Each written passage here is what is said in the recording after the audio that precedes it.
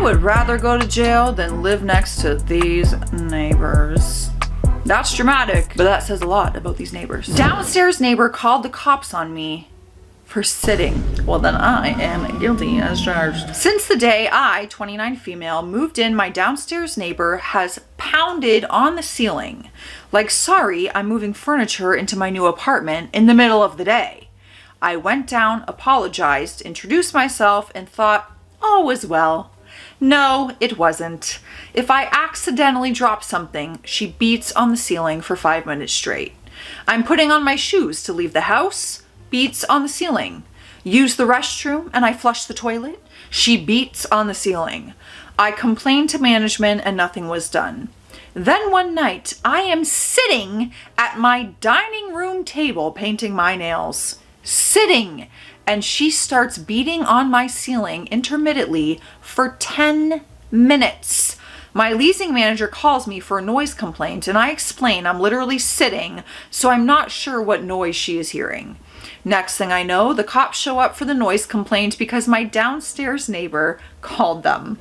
I bought a home camera so I can protect myself because my leasing manager has threatened to escalate the situation if I can't be quiet, even though I'm literally tiptoeing around my apartment at this point. I told the leasing office to please request specific dates and times of her complaints so that I can provide footage of what I was doing during those noise complaints. And surprisingly, but not surprisingly, the beating on the ceiling and noise complaints have stopped. For now, since the manager and downstairs neighbor caught wind of the fact that I am now recording everything. I don't even know what to do at this point. I'm just tired of walking on eggshells in my own apartment. Well, now you don't have to. You keep recording, you walk around, you strut your stuff, and you live your life. And you got the evidence to prove whatever happens from here on out. Entitled Karen cursed me out for planting in my own garden. I bought a house last year, renovated, and moved in about a month ago. Up until now, we've had our thoughts that we had a good relationship with the neighbor on the side of our house whose driveway is next to our house. We even bought them a gift basket when we closed on the house. Last week, we planted small compact hollies to create a tiny hedge in our front raised high garden that is well within our own property line, not even on the edge of the property line. Karen and her husband decide to come out today and curse us out, name calling us betch, witch, poopy neighbor, telling us to go F ourselves, etc. for planting the hollies in our raised garden as it interferes with them opening their car door into our garden, walking well inside our garden to get in and out of their car. They even claim that we are making their lives miserable and creating a dangerous tripping hazard when they climb into our garden to get in and out. I am beyond myself at how people like this exist. The entitlement and unreasonableness. Is that a word? I don't think I've ever heard that word before. Originally, we wanted to add more height to the garden and cap the top layer of the brick raised garden with concrete caps when we purchased the house. But Karen told us not to because they need to open their car door. So we decided to be nice neighbors to keep peace, so we didn't. Now, a few months later, after we moved in, we planted small, compact holly bushes around the garden border, but instead, the brick edges of the raised garden bed. Karen said we are the worst neighbors ever and hope all our plants die. Even though that's definitely the much better option for Karen. Like, seriously? WTF. Mind you, Karen is 69 years old and acts out like a unhinged child/maniac. Whole situation is mind-boggling. She demands that we remove all the bushes along the side of our garden because they need to climb and step into our garden to open their car doors to get in and out. Her screaming got so bad that even our nice neighbor from across the street came to defend us and tried to de-escalate the situation, calming her down.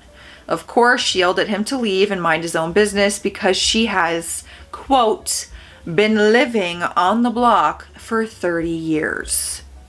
Edit. This is all in the front of the house. Max fencing height is 4 feet for front yards. However, we aren't really thinking of fencing because no one on the block has one in the front. It would look odd. In addition, she went ahead and told my husband that our piece of shite bush in the backyard is sticking into her yard and we need to get rid of it, which wasn't even planted by us. It was there when we bought the house. On top of that, she said she's been a victim, quote, having to put up with our renovation shite and our backyard looks like garbage, so she can't even invite people over. Now, I censored those words. She was a lot meaner than that. To be fair, our backyard is currently overgrown with grass and weeds because we just moved in and spent a ton on renovating the inside. The backyard is not our priority right now. However, it is fenced off from her property and kept clean without garbage or anything. I don't see how my shite backyard that is fenced off affects you inviting people over. The crap she says is mind-boggling. And yet you have to continue to live next to her. How do people do it? Therapy. Much needed therapy. Next up, we have neighbor harassment. Straight to the point. So there's been a ton of issues, to be honest. Basically moved in over a decade ago. Two neighbors, one on either side, are friends with each other. They have worked together over the years to accomplish a few things with harassing specifically me, young, attractive female. They are older people, approximately 65 to 75 years old. The one who owns more property have commented on things I'm doing. She is in the garden now, or she has gone out to work on the wood, etc. I'm not sure why someone would say things out loud to themselves. It honestly would make more sense in general if they were communicating with someone else. Maybe they are. Maybe they have some intel or a little walkie-talkie. I have caught one woman and the other neighbor's daughter in separate incidents trespassing, and most recently I caught a third neighbor also trespassing at night. It's always at night, by the way. She was talking, and when I spoke through my camera, calling her by name and telling her she has been caught and that she needs to leave my private property immediately, she ran across the road, but someone else with her ran to the side of the other neighbor's house, setting off their motion sensor camera. They shout at me about my husband. What is going on? They shout at me about my husband not loving me and say that him. I think they're jealous. I think they might want to your husband as well. And they set up a blind in my backyard and were taking pictures of me. And yesterday I heard them say that they were planning on framing someone. Today someone found a Type G earth pin style adapter on my side yard. Coincidence? Maybe. I think they are trying to work as a group to harass me specifically, either to the point of emotionally ending my marriage through the things they say, or just having us move. Neither is happening. Anyone have some strategies to deal with evil, nasty people like this? Patience is such a virtue that I personally lack, and I could never deal with this. I would struggle big time. I have no advice to give other than most advice would be to move, but I don't want you to have to move because you shouldn't have to. Next up, half a year of BS. I have upstairs neighbors who stomp late at night and occasionally wake up my daughter, but also they just bug the crap out of me. There are 3 kids, 2 big dogs, and 2 women. They are both inconsiderate and rude. Kids are friendly. Their trash ends up on my porch over and over after asking them to stop letting that happen. I've seen one of the toddler age children left out on their deck alone and unsupervised with the door shut behind him, just holding onto the railing and pushing trash down onto my porch. Didn't know if I should call CPS or something because that seems dangerous. Yeah, you probably should. You're not even close to watching your child. Come on. They both park crappy every day on the line between our spots, almost on it or even over it, flooding into my spot. One of them hit my car with their door. Apparently today I was blamed for parking crappy when I've had evidence of her bad parking since the week that I moved in. She said I park crappy because she parks crappy. I was not even home, so she could have parked any way she wanted to. They don't clean up the dog's poop, and it often ends up right by my porch. They are mean and scary, and they just don't give a crap. They don't care about being bad neighbors. I want to scream. I am done. I will leave as soon as I can afford it. I don't know how much the landlord can do. I don't know how much I can do. I'm not going to cause conflict with them because I genuinely believe that they would become violent with me. Yeah, don't do that then. And I'm not going to cause that kind of conflict when I have a kid. I refuse to put my daughter in any kind of danger if I can prevent it. Don't know what I should say to the landlord, but my quality of life here is not great compared to other places I've lived, and it really is due to these awful neighbors. Never want to live at this place again. Any recommendations, ideas are appreciated. My only advice would, if you actually genuinely believe like a kid is in danger, then a call to CPS can go a long way. We're hopping on hydration station. Grab your beverage of choice. Although it should be water somewhere in there. Cheers. My neighbor's wife is losing it over her cat liking me. Would you rather your cat hate me? My next door neighbors moved in a few years ago. I've been friendly with them in neighborly ways. For the holidays, I drop off home-baked cookies and homemade ornaments to a handful of people, including them. They say thanks, but I've never given a card or anything, but that's fine with me. They have asked me to pet sit their dog when they've gone on vacation a few times, and I have done that for them. Last summer, I found 2 4-week-old kittens that were basically dead. I rushed them to the vet and I started emergency medicines. They both were on multiple meds, and I hand fed them every 2 hours through the day and night for weeks. There were multiple visits to the ER costing thousands. This on top of the fact that I had just lost my full-time job of 10 years. It was a very trying and stressful period. I already had 2 cats and I didn't think I'd be able to easily integrate the kittens. When my neighbor heard that I had an orange kitten, he said they were interested in adopting. His wife came to see them but refused to touch or look at the black kitten because he was too sick to stand or even move much. She only wanted to see the orange kitten because he was doing better. That was the first red flag, but I brushed it off. At the end of her first meeting, which was 5 minutes, when she was on her way out, she announced to me, "They're our cats. You're just potty training them for us." Girl, and you gave this cat away to her?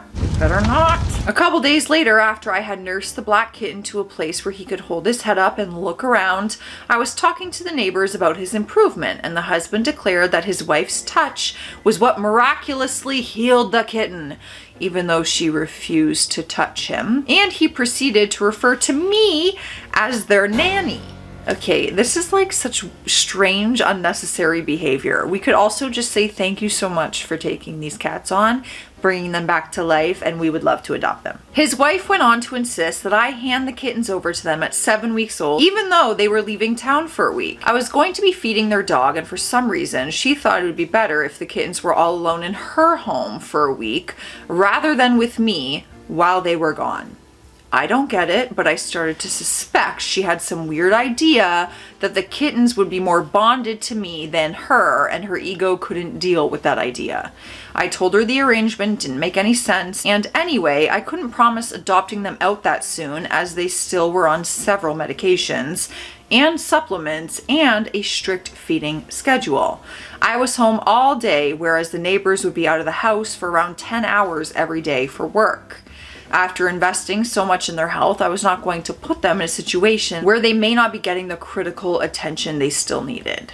This pissed off the wife, and she wrote me a long text about how they would never be her cats and she didn't want them. No hard feelings. I absolutely had no intention of giving them to them at this point anyway. Thank God. And so was glad that she said it first. Another stray orange kitten showed up in the neighborhood, and I asked them if they wanted it, and they made up a lie about going on vacation so they couldn't take in a cat, even though they adopted another one a few weeks later. Totally within their rights to be petty, whatever. I told them I wouldn't be available to watch their dog when they went on their vacation. Then they returned a bird feeder I had given them, and voila, the petty games begin. We basically ignored each other for the next year, aside from a few words here or there over the fence with the husband.